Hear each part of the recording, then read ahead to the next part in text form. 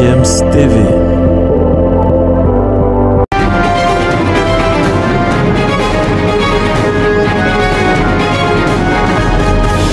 Le Burkina Faso et le Maroc sont donc officiellement qualifiés pour la Coupe d'Afrique des Nations Côte d'Ivoire 2023. Alphonso Davies, lui, ne se sent pas heureux malgré son statut de footballeur professionnel. Antonio Conte n'est plus l'entraîneur de Tottenham. Thomas Tuchel, lui, a pris, n'est-ce pas, la charge de l'encadrement technique du Bayern de Munich. Et puis, la Juventus de Turin a fait face à son premier procès suite à son problème de vente des joueurs. Tout ceci vous sera développé sur Sport Matin. Vous êtes sur GFM TV. Salut et à tout à l'heure. GFM's TV. Bienvenue sur Sport Matin. Contre toute attente, donc Thomas Tuchel est désormais le nouveau patron du banc de touche du Bayern de Munich. L'ancien coach du Paris Saint-Germain et de Chelsea remplace à ce poste Julian Nagelsmann, l'actuel entraîneur du Bayern de Munich, qui a été donc démis de ses fonctions. Une nomination qui a surpris plus d'un, alors que le Bayern de Munich venait juste de se qualifier pour les quarts de finale de la Ligue des Champions et encore en course pour le titre de la Bundesliga et même de la Coupe d'Allemagne. Selon le journal allemand Bild, Thomas Tuchel devrait percevoir un salaire entre 10 et 12 millions d'euros par an. Tottenham lui a finalement viré son entraîneur italien Antonio Conte. Daniel Levy, le président de Tottenham, a pris la décision de se séparer du technicien de 53 ans dont le contrat courait jusqu'en juin 2023. Tottenham a été éliminé en Ligue des Champions par le Milan AC et n'est plus en course pour la FA Cup du côté de l'Angleterre, actuel 4e de la Premier League. Tottenham avait donc déjà fait un nul, 3 buts partout. C'était face au dernier Southampton, un nul qui n'a pas plu, n'est-ce pas, à la direction du club, et Antonio Conte également, qui a littéralement craqué en qualifiant ses joueurs d'égoïstes. Christian Stellin sera donc l'entraîneur de Tottenham par intérim jusqu'à la fin de la saison. Et puis il y a Ryan Mason, lui, qui va assurer le poste d'entraîneur adjoint jusqu'en fin de saison. Il faut donc parler de cet arrière gauche de l'équipe du Canada et du Bayern de Munich qui ne semble pas être heureux. C'est donc Alphonso Davies qui, malgré son statut de footballeur professionnel et sa cote montante, qui veut donc, n'est-ce pas, nous faire savoir que les footballeurs ne sont pas tout autant heureux qu'on puisse l'imaginer. Après l'entraînement, je n'ai rien à faire et je suis seul.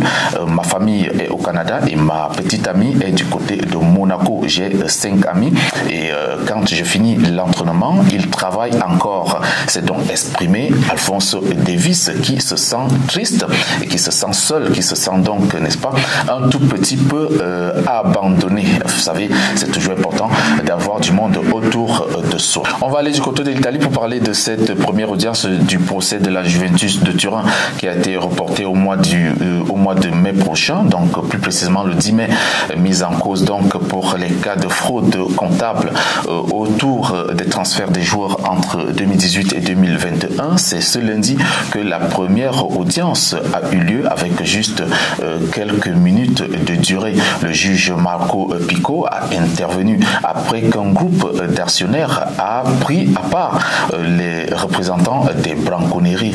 Ce groupe d'actionnaires souhaite donc que la Juventus de Turin et le cabinet d'audit Ernst & Young soient donc cités comme responsables. La demande a été acceptée par le juge et la séance a été tout simplement reportée pour le 10 mai prochain afin que les différentes parties puissent, n'est-ce pas, étudier les nouveaux documents.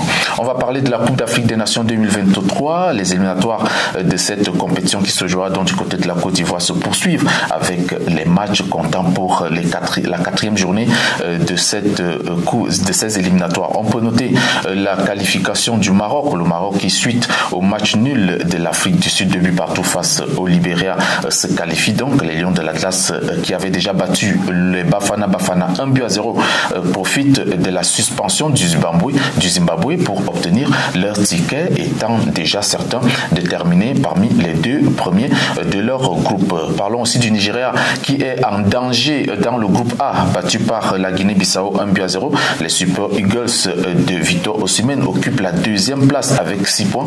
Derrière la Guinée-Bissau, 7 points. Attention, parce que derrière, il y a la Sierra Leone qui pointe donc son nez avec 5 points et frappe à la porte de la qualification. Il suffit que la Sierra Leone remporte son prochain match et que le Nigeria perde ou fasse match nul. Ça peut être un tout petit peu compliqué pour les Super Eagles, même si rien n'est encore joué de ce côté-là. Le Burkina Faso, lui, est leader du groupe B avec 9 points et a assuré sa qualification après sa victoire 1-0 sur le Togo. La 2e place se joue donc entre le Cap-Vert et Swatini et le Togo. Il faut noter que le Togo n'a que 1 point dans ce groupe et que l'équipe du Cap-Vert, l'équipe du Cap-Vert pointe donc à la 2e place avec 4 points, suivi des Swatini qui en compte 2. Donc tout est encore jouable pour aller arracher la 2e place dans ce groupe. Parlons de la République centrafricaine qui veut absolument jouer sa toute première Coupe d'Afrique des Nations avec déjà sa première place ex-aequo qu'elle occupe avec le Ghana, 7 points chacun, une victoire qui a donc été acquise face à Madagascar lors de la 3e journée a propulsé l'équipe centrafricaine à la première place et qui partage donc cette première place avec le Ghana. Il faut noter que l'équipe de Madagascar va donc encore affronter l'équipe de Centrafrique pour le match retour. Ça sera du côté de Yaoundé au Cameroun. Une victoire pourra donc, n'est-ce pas, envoyer tout petit peu cette équipe centrafricaine vers la qualif, pourquoi pas totalement. Notons que l'Algérie s'est aussi déjà qualifiée pour la Coupe d'Afrique des Nations Côte d'Ivoire 2023. Les Fennecs d'Algérie ont battu le Niger 1-0 ce lundi. Ils avaient déjà remporté la première manche 2-1 du côté d'Alger. L'Algérie compte donc 12 points sur 12 et est officiellement qualifiée pour la Coupe d'Afrique des Nations Côte d'Ivoire 2023. C'est terminé pour Sport Matin. On se retrouve donc prochainement pour une autre sortie avec d'autres informations, notamment un bilan complet de ces éliminatoires de la Coupe d'Afrique des Nations Côte d'Ivoire 2023. Portez-vous bien et à très bientôt.